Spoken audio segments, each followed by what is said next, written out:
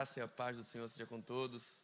É sempre uma alegria estar falando com a nossa igreja, falando com você que nos assiste remotamente, está nos vendo pelo seu celular, pela sua TV, onde quer que você esteja. É maravilhoso compreender que as distâncias não nos separam, porque é um poder maior que nos une. Eu queria abrir a Bíblia na segunda carta de Paulo aos Coríntios, no capítulo 9.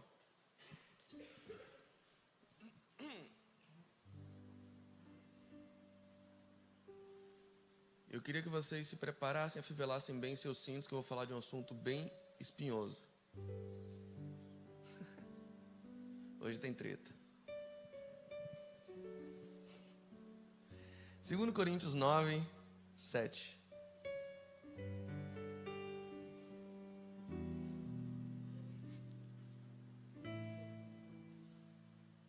Vou pedir que o pessoal tranque a porta aí, não sai ninguém, viu?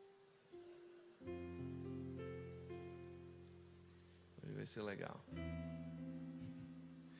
2 Coríntios 9, 7 diz assim: cada um contribua, segundo propôs no seu coração, não com tristeza ou por necessidade, porque Deus ama aquele que oferece com alegria. Meus queridos, eu queria falar sobre um tema, mas eu não vou falar desse tema. Explico, derivo. Eu quero falar sobre dízimo, mas eu não vou falar de dízimo. O que eu quero falar sobre o dízimo? A principal coisa... falei que não sai ninguém, outro já saiu. Absurdo. Primeira coisa que eu preciso falar com vocês sobre o dízimo, e é uma informação que talvez possa te chocar, possa te surpreender, é que eu não acredito no dízimo. Pelo menos não da forma como muitos acreditam. Eu não acredito na obrigatoriedade do dízimo para os nossos dias. Aliás, o pastor Diogo acabou de falar isso, então não choca tanto. Nós não acreditamos nisso. E existem algumas razões pelas quais a gente não acredita. Por exemplo, que se você não deu dízimo, você está roubando a Deus. Que se você não deu dízimo, vai vir um devorador, um demônio para roubar teu salário. E se você não deu dízimo, você não é digno de entrar na igreja. Que se você não deu dízimo, vai cair uma maldição na tua vida, teu carro vai furar o pneu. Eu não acredito naquelas palavras, cuidado, quem não dizima na igreja, dizima na farmácia. Não, eu não acredito nisso. Nós não acreditamos nisso. Existem algumas razões lógicas e coerentes pelas quais eu não acredito que a forma como o dízimo muitas vezes é pregado não é uma forma compatível com a nossa visão de hoje. Por exemplo, se a gente pegar qual era a obrigação de Israel, qual era a intimação de Deus, a ordenança de Deus acerca do dízimo, a gente vai ver, por exemplo, 3 tipos de dízimos diferentes. A gente vê em Números 18, aquele dízimo que a gente conhece como dízimo sagrado, que era um dízimo para o sustento de uma tribo específica, a tribo sacerdotal, a tribo de Levi. Deus diz especialmente que a tribo de Levi não teria porção na terra, dentre os lotes que foram divididos da terra prometida. Cada tribo tinha uma porção. A tribo de Levi não tinha. A sua herança, a sua herdade, era o benefício de serem sacerdotes no templo, de fazerem uma espécie de mediação entre os homens e Deus. A gente tem também, em Deuteronômio 14, mais 2 espécies de dízimos. Lá eles falam, por exemplo, dos dízimos das festas, que era um dízimo que não era necessariamente levado ao templo, mas se cada um deveria colocar nas portas de casa, recolher, e periodicamente todo o povo se reunir para comer junto. Olha que maravilha. O dízimo do piquenique, o dízimo do banquete, o dízimo da repartição do pão, era o dízimo das festas. E existia também o dízimo dos pobres, que era dado a cada 3 anos em um recolhimento dentre todos os povos, que esse dízimo serviria para o sustento daqueles que fossem hipossuficientes em Israel. Era de onde sustentavam as viúvas, os órfãos, aqueles em estado de miserabilidade, os desguarnecidos. E porque, sinceramente, eu não acredito nessa obrigatoriedade para os dias de hoje. E, sinceramente, ninguém acredita.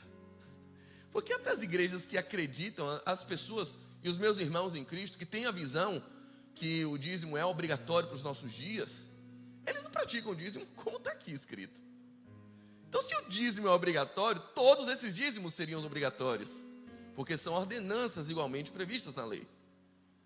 E eu sinceramente não vejo essas modalidades sendo praticadas. A gente vê esse desejo de Deus, sim, em ter um povo contributivo, em ter um povo com coração solidário. Em Malaquias, por exemplo, vê o povo sonegando aquilo, desguarnecendo todas essas pessoas que seriam sustentadas com essas ofertas. E Deus grita: ei, tem uma tribo inteira aqui que vocês não estão sustentando. Tem um tributo que vocês não estão pagando. Os órfãos, as viúvas estão desguarnecidos. E aí sim ele diz: vocês estão roubando a Deus. É o que ele diz em Malaquias 3:10.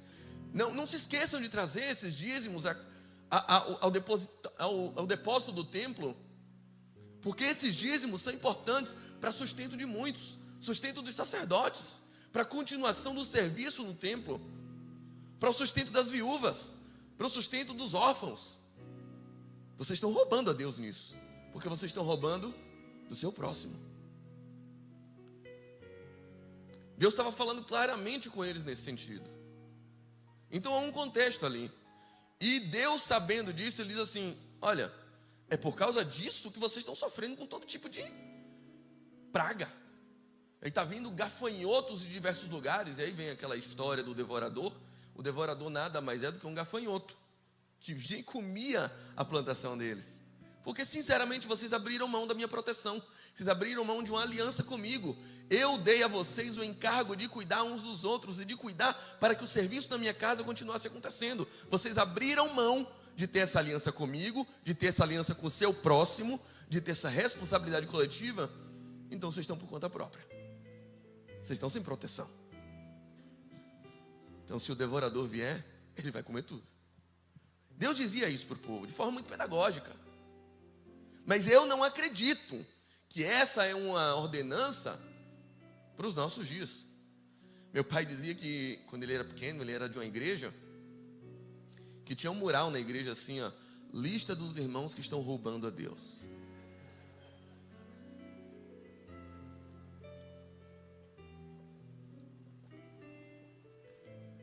Essa lista você não vai encontrar na Lírio Armação, porque nós não cremos nisso.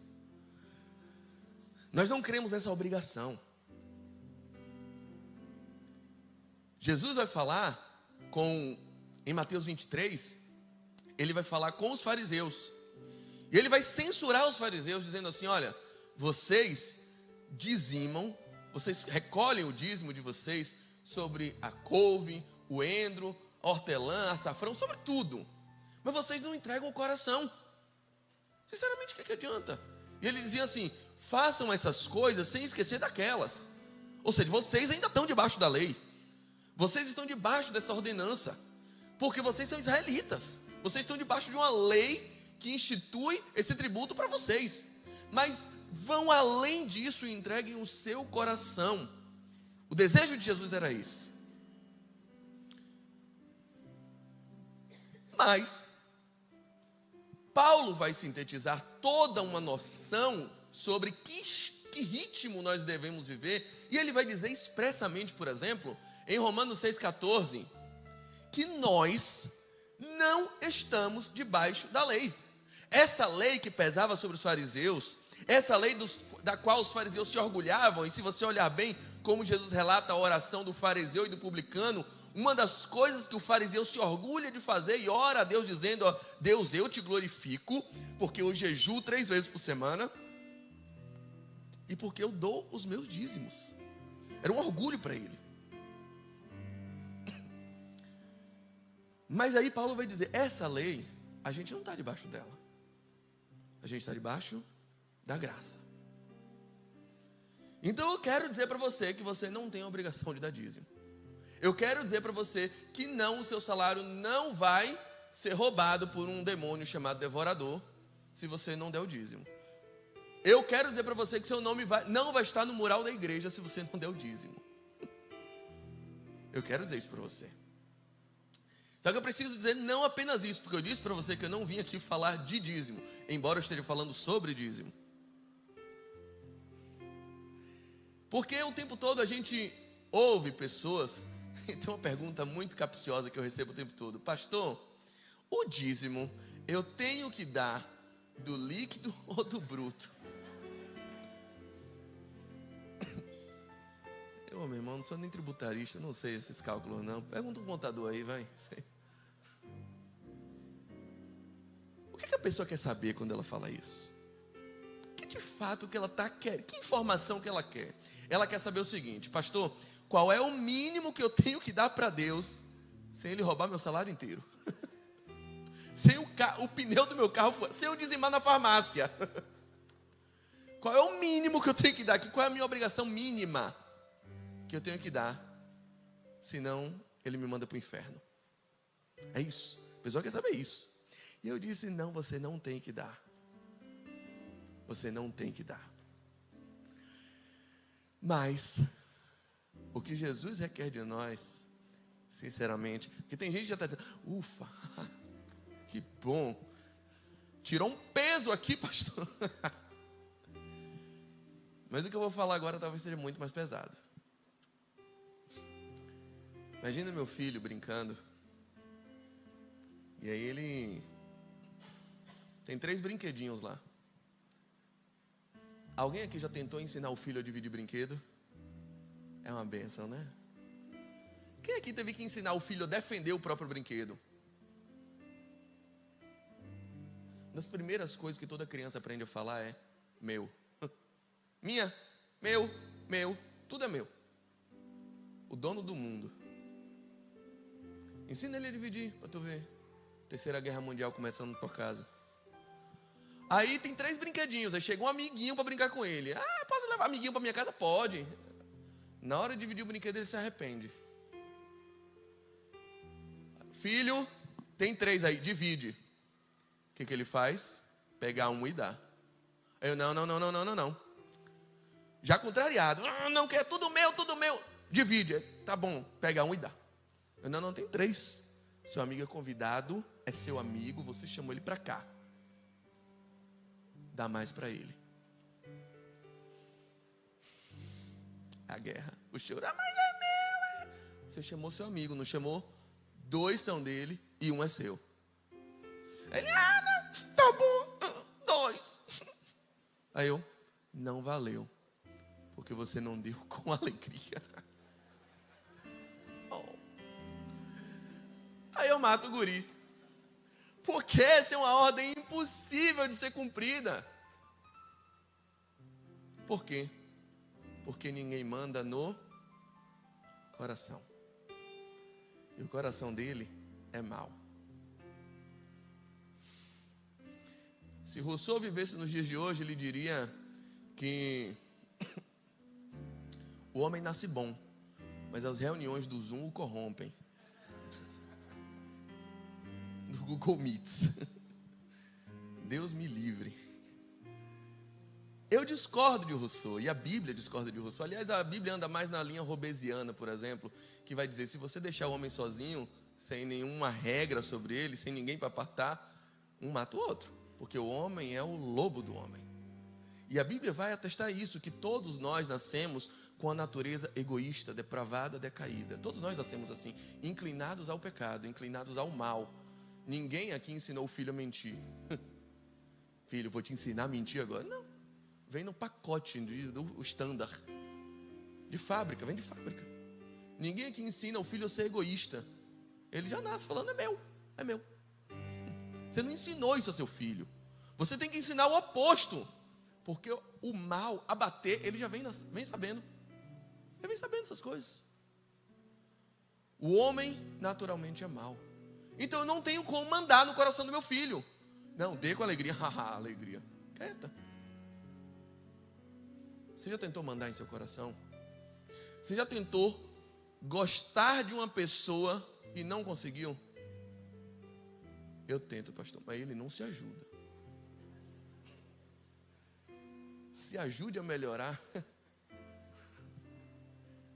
E o pior, você já tentou não gostar de uma pessoa, mas aquele coração bandido.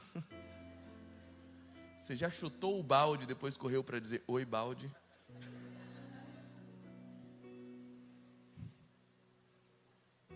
manda no coração. Ninguém manda no coração. E aí quando eu pego a ordem que a gente leu aqui, Paulo dizendo à igreja de Corinto, cada um contribua. Ele diz assim, não por necessidade. Ele está dizendo, você não tem necessidade nenhuma de contribuir. Você não precisa contribuir. Você não tem obrigação de contribuir. Você não tem que dar nada, nem do líquido, nem do bruto. Você não tem que dar seu salário para ninguém. Você não tem que fazer isso. Não é uma necessidade, não é uma obrigação. Mas ele diz, mas faça isso com alegria. Jesus, quando vem dizer qual era o pacto que ele queria celebrar com os homens, ele fala no Sermão do Monte diversas coisas que são absolutamente disruptivas para a natureza, para o coração, para os valores e para os princípios do mundo que estava pré-estabelecido. Jesus está dizendo, olha, vocês ouviram o que lhe foi dito. A lei te ensinou a cumprir. A lei te ensinou, por exemplo, a não adulterar. Mas eu vou além. Porque para mim, se você olha para uma mulher e deseja ter com ela ilicitamente, você já adulterou. Aí os caras, aí ferrou. Aliás, a lei te ensinou o seguinte, a não matar. E obedecendo, você cumpriu a lei. Mas eu vou além. Eu, porém, vos digo que se no seu coração você se encolerizar e odiar seu irmão, para mim você já matou. Sabe o que Jesus estava querendo dizer? É que para ele, para a aliança que ele quer celebrar com o homem, não basta fazer. Fazendo, você cumpre a lei. Mas para Jesus, no parâmetro da graça de Deus, em que não te obriga a nada, em que não te dá necessidade de nada, em que não te ameaça simplesmente com o inferno, em que não diz, faça isso e você vai ganhar aquilo, em que não se submete à barganha, em que você não compra mais nada, em que não se submete ao sistema meritório. Na graça de Deus, não funciona assim. Mas Jesus diz, o que eu quero de você não é que você não mate, é que você não queira matar. O que eu quero de você não é que você não adultere, é que você não adultere e não queira adulterar. Aí ferra tudo. Porque, cara, vê como é difícil. Vê como é difícil isso. Mas isso tem uma razão lógica. A velha brincadeira que eu já fiz aqui algumas vezes. Pensa no par perfeito. Na pessoa perfeita, idealizada, linda, fiel, tá com você, companheira, quer casar com você. Pensa na mulher perfeita, o estereótipo físico que lhe agrada, que você sonhou. Uma mulher parceira, tem vida profissional, bem estabelecida, vem para somar com você nas finanças, te compreende, te entende, não gosta de joias, acha isso futilidade. Festa de casamento, só uns amiguinhos familiares no máximo, tranquilo. Lua de mel, meu amor, me contento com Ilha de Maré. Pensa assim, pensou, queridão? Aí você já está babando. Mais uma coisa, ela não lhe trai, mas você sabe que o coração dela é do guitarrista aqui da igreja.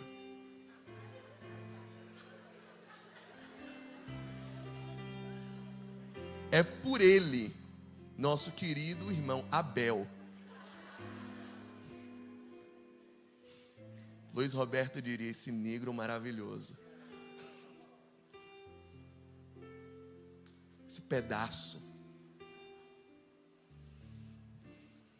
É por ele que a pupila dela dilata.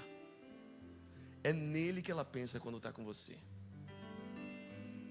É com ele que ela sonha. E eu não a julgo. Cabra bonito. Mas imagine essa situação. Ó, ela é tudo isso, cara. Ela tá com você. Ela não lhe trai. Ela chega junto, é aquela companheirona, mas o pensamento e o coração dela pertencem ao nosso célebre guitarrista.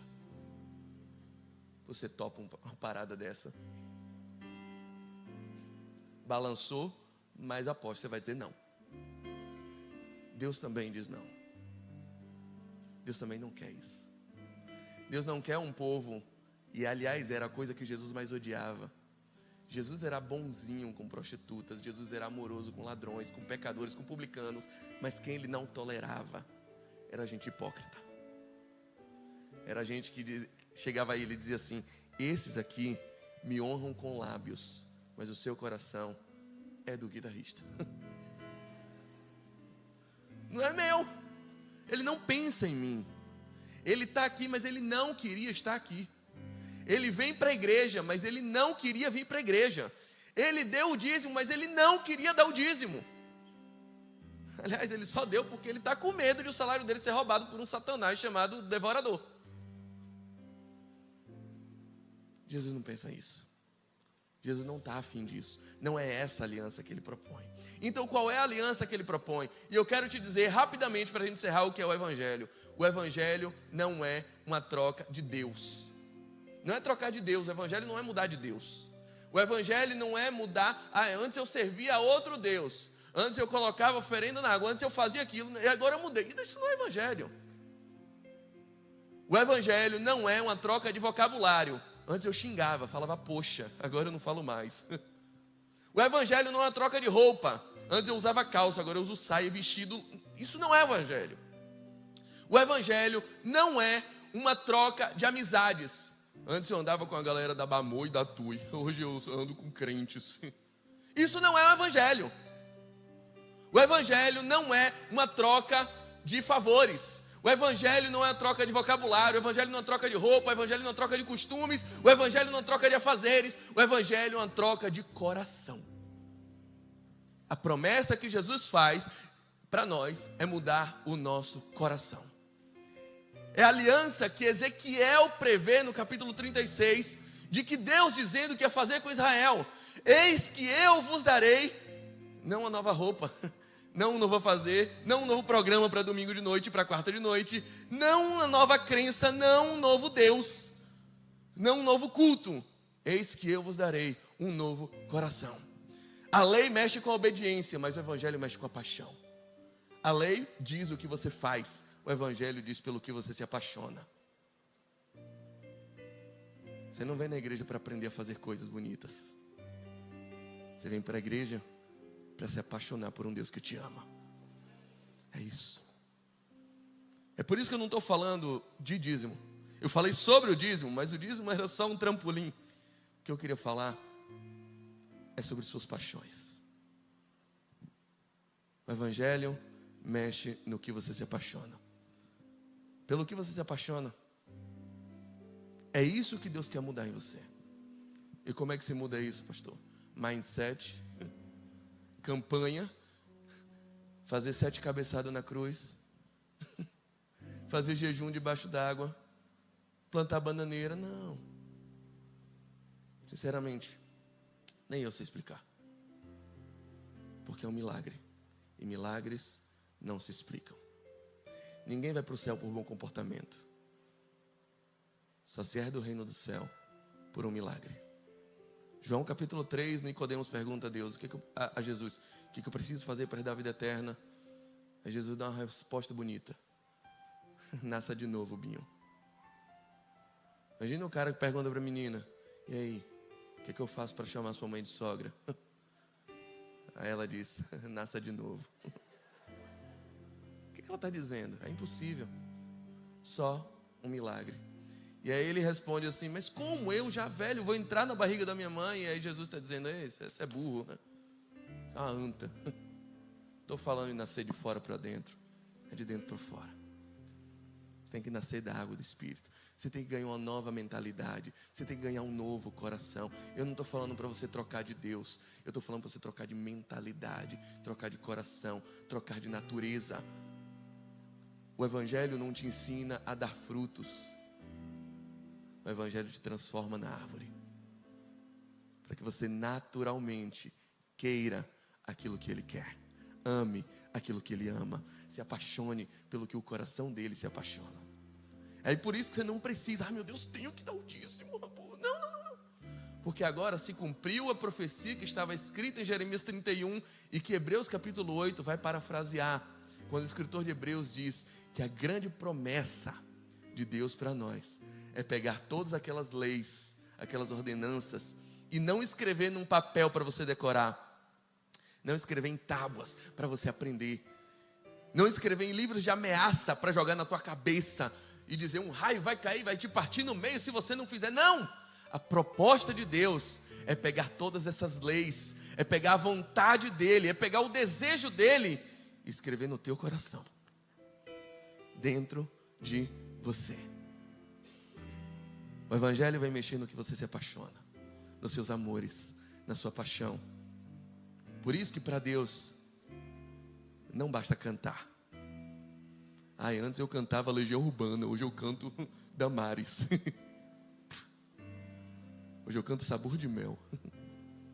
Sei lá o que você canta, cara. Mas para Deus isso não basta. Isso não faz diferença nenhuma. Deus não quer que você louve. Deus quer que você louve com alegria. Deus não quer que você venha na igreja. Deus quer que você venha com alegria. Deus não quer que você ore. Deus quer que você ore com prazer. E para isso, a proposta que Ele lhe faz é operar um milagre na tua vida. É te dar um novo coração. Porque às vezes a gente diz: poxa, eu quero ser diferente. Eu quero parar de pagar propina. Eu quero parar de piriguetar. Eu quero parar de ter aqueles vícios. Eu quero parar de ter uma vida tão desonesta. Eu quero parar de ser uma pessoa tão agressiva. Eu quero parar de ser ruim de perdoar. Eu quero parar de ser rancoroso. Eu quero parar de ser egoísta. Eu quero parar. Mas na boa, pensando aí em custo-benefício, a verdade é que a gente não quer. A gente não quer. Você não quer terminar com aquele contatinho. Quer, pô. Você não quer parar de dar propina. Você sabe que isso vai reduzir sua competitividade no mercado. Você não quer, velho. Seja honesto. E se você está nesse dilema, a única oração que lhe resta é ser sincero com Deus, clamar por um milagre e dizer para Ele algo que eu já disse aqui outra vez. A única oração que resta para mim e para você, quando a gente entra nesse dilema moral, espiritual, almático, é dizer: Deus, a verdade mesmo, a real é que eu não quero, mas eu quero querer. Eu quero querer. Eu quero muito querer. Eu quero muito ter esse coração. Eu ainda não tenho. E não é ninguém engana Deus, tá? Deus não é um velho surdo que pode ser tapeado a qualquer hora. Deus não é isso. Os olhos dele são como 7 chamas de fogo. Penetram, conhecem, perscrutam. O Salmo 139 diz: eu era sem informe e o Senhor já me conhecia. Você conhece a minha palavra antes que ela salte a boca. Conhece o meu deitar, o meu levantar. Sonda-me o coração. Sabe tudo. Eugene Peterson vai escrever a Bíblia, a Mensagem, que é uma paráfrase lindíssima. E ele escreve o Salmo 139 dizendo assim, ao invés de dizer: tu me sondas e me conheces, ele diz: Senhor, a minha vida para ti é como um livro totalmente aberto que pode ser folheado por você a qualquer momento. É assim. Ninguém esconde nada dele. Então para de mentir e ora com sinceridade agora. Senhor, eu não quero, mas eu quero querer. E Ele pode fazer um milagre na tua vida. O Evangelho é um milagre, querido. O Evangelho não é um bom comportamento. O Evangelho não é um aprendizado de leis. O Evangelho não é um conjunto de normas. Não é uma regra, não é uma obrigação. Não é nada disso. O Evangelho é uma troca de paixões. É uma troca de corações. Fique de pé.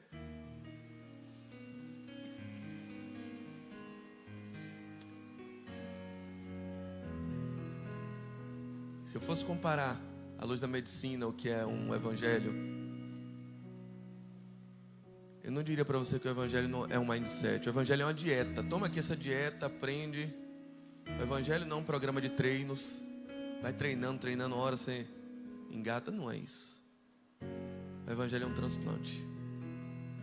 É um transplante de coração. Ele tira o teu e coloca o dele. É um transplante de amores. Ele retira esses amores pervertidos que você tem, essas paixões proibidas, negativas, que só vão te levar a se encalacrar cada vez mais, moralmente, fisicamente. Essas carências loucas que você tem, desesperadamente tirando a roupa na internet para ver se recebe um like. Você precisa ser amado, você precisa ser amada. Essas carências, elas são solucionadas em Cristo. E aí você consegue fazer tudo o que Ele gosta com alegria. Senhor, eu tenho alegria agora em doar. Se você olhar, por exemplo, no livro de Atos, você não vê ninguém dando dízimo.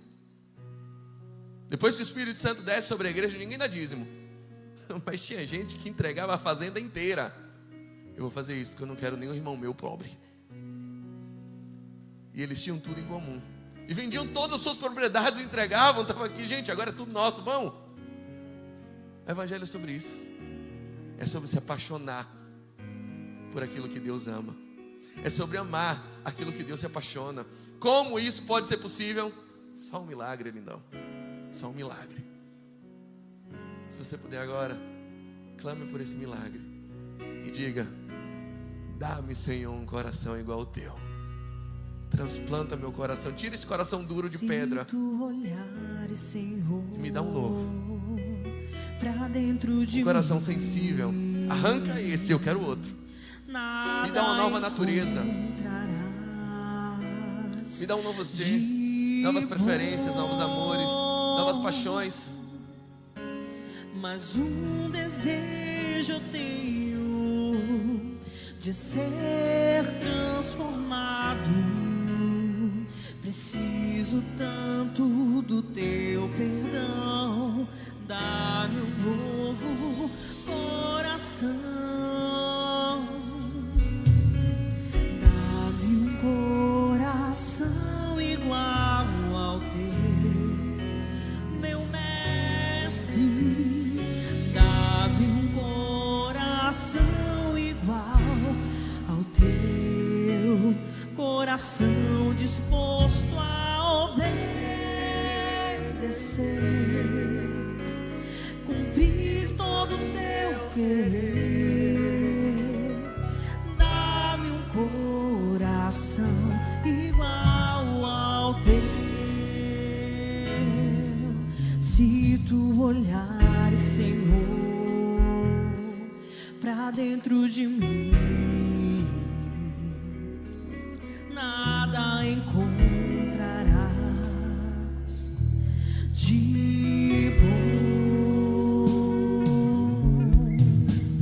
mas um desejo eu tenho de ser transformado. Preciso tanto do teu perdão. Dá-me um novo coração. Dá-me um coração igual ao teu, meu mestre.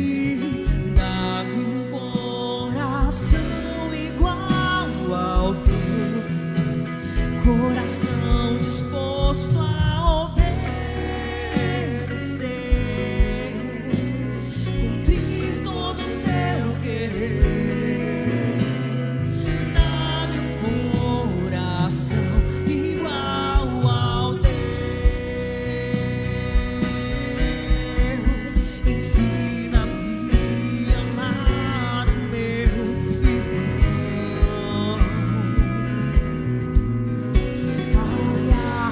stay.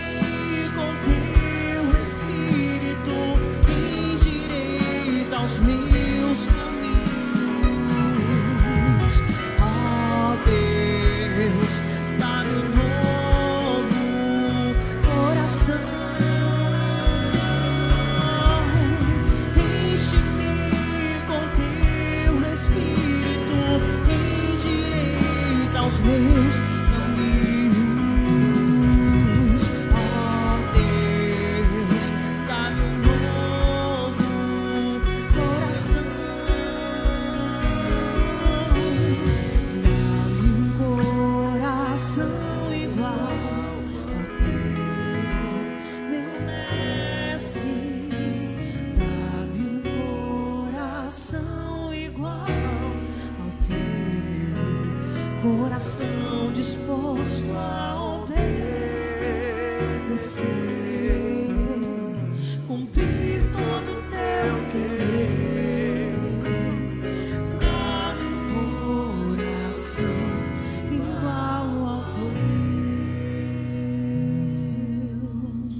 Sinceramente, para muita gente, poderia ser irresponsabilidade minha estar pregando uma palavra dessa no meio de uma campanha que a gente precisa pagar uma casa nova, um terreno que a gente não tem dinheiro para pagar, e a gente precisa do seu dinheiro. Mas sinceramente, eu creio em Deus. Uma vez um pastor amigo meu falou assim: Saulo, você conhece suas ovelhas? Não é na igreja, é numa pizzaria. Pizzaria é o lugar onde você conhece suas ovelhas. Você vai, aquela galera lá. Qual é o desafio de comer pizza em grupo, gente? Qual é? Tem gente aqui muito esperta que só vai em restaurante com comando individual. Porque quando a gente está no restaurante, a gente conhece os tipos de crente. Primeiro são os mais espirituais, o que está ali para ser servido, o que tem mania de sacerdote. Não, porque tem uma coisa muito importante para fazer, ele sai e nem paga a conta, porque ele dá para ser servido. Eu não quero nem saber quanto deu. Amém, irmão? Você já comia? Vou ali agora porque tem uma oração para fazer na casa da irmã. Isso fica.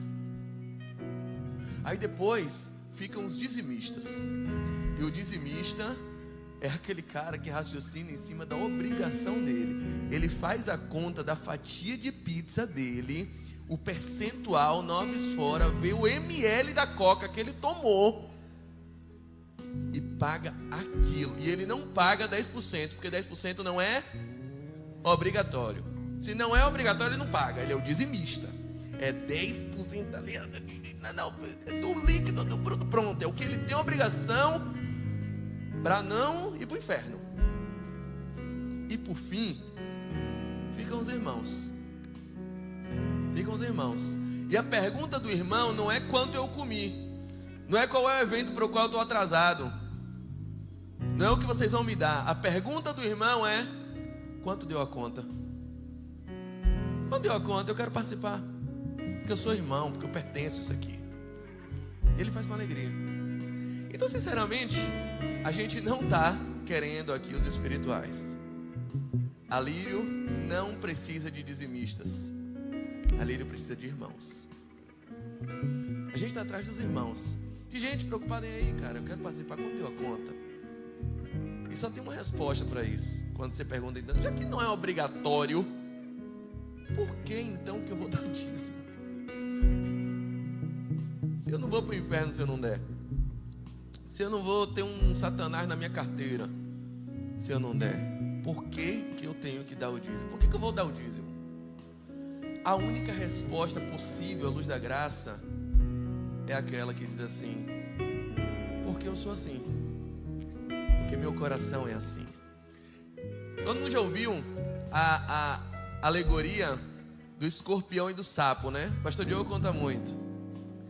Mas puxão de orelha a ele omite o final da parábola, a melhor parte. E às vezes a gente ouve essa parábola sem o final. A história, vocês sabem, um sapo que vai atravessar o rio e o escorpião: cara, me ajuda aí, velho, me ajuda a atravessar o rio, você sabe nadar? Eu não sei.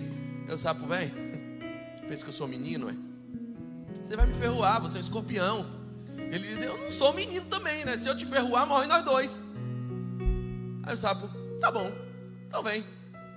No meio do caminho, o sapo está sentindo a perninha paralisando, o corpo paralisando. Ele: escorpião, tu não fez isso, velho. Você tá de brincadeira. Você me ferrou, é sério? Aí ele diz: sapo, desculpa, é minha natureza. Eu sou assim, eu não pude evitar. E aí o povo para aí. Mas o final da história mesmo é os outros animais do lado de lá, olhando para o sapo: sapo, você é idiota, velho. Você é retardado, amém? Por que você deu carona a ele, rapaz? Você sabia, ele é escorpião, ele ia te ferroar. Aí o sapo responde antes de afundar: essa é a natureza dele. Ele agiu conforme a natureza dele, eu agi conforme a minha. Ele é desse jeito. Eu sou assim. Gente, eu estou cansado de aconselhar ovelhas, de aconselhar pessoas, de aconselhar irmãos a perdoar, falando do que você tem a ganhar. Perdoe porque você vai ganhar muito com isso. Perdoe porque você vai se sentir em paz com isso. Não. Perdoe porque você vai perder. Perdoar é perda. É um perdão, uma perda grande. Você vai perder, cara. Não perdoa pelo que você vai ganhar. Perdoa porque essa é a sua natureza. Esse é o coração que o Pai está lhe dando. Esse é o Evangelho de Cristo. O resto é fábula. O Evangelho não é sobre perdoar, é sobre querer perdoar. O Evangelho é sobre suportar perdas com alegria. O Evangelho não é sobre dizimar, é sobre querer ofertar. O Evangelho não é sobre amar, é sobre querer amar. O Evangelho não é sobre orar, é sobre querer orar. É sobre ter um novo coração. Se você não tem ainda, clame ao Senhor, porque o Deus de milagres está nesse lugar. Feche seus olhos, vamos orar. Pai, o que mais precisamos hoje não é de uma nova porta de emprego. Alguns precisam, claro, de uma cura, de novas oportunidades. Tudo isso é fundamental para nós. Dinheiro é fundamental para nós. Provisão é fundamental para nós, Pai. Mas a nossa real necessidade é de um novo coração. É de uma nova natureza. É de uma natureza que vai na contramão dos valores do mundo. Nós precisamos mudar nossas paixões, os nossos amores. Mudar aquilo que a gente gosta, mudar aquilo pelo que a gente se apaixona. Isso só é possível pela obra de um milagre.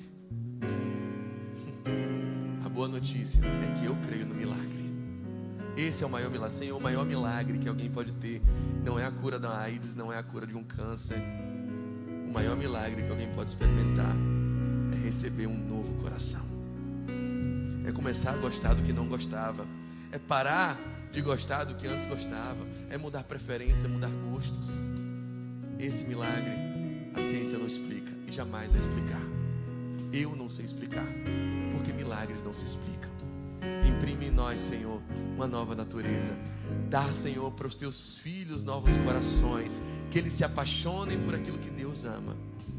Que o Senhor brote nos corações uma vontade repentina, inesperada, inexplicável de perdoar aquele pai que abusou, de ser mais generoso, de ser mais honesto nas relações de trabalho, de remunerar bem os seus empregados, de dar preços justos aos seus clientes. Que nós saiamos daqui com esse desejo, Pai, de abençoar aqueles que estão oprimidos, de ajudar os vulneráveis. Senhor, que nada disso seja um peso para a gente, e que a gente possa responder: por que você fez isso? Porque eu sou assim. Eu recebi um novo coração do meu Pai. Esse é o nosso clamor, por um novo coração, por um novo amor, por uma nova paixão. Porque oramos, e em Teu nome nós dizemos que o amor perfeito, que vem do coração perfeito do nosso Pai, que a graça inquebrantável e irrevogável do Filho Jesus Cristo, e que a consolação, a comunhão perfeita do Espírito Santo de Deus estejam sobre todo aquele que crê no nome de Jesus, desde agora e até o céu. Amém, amém e amém.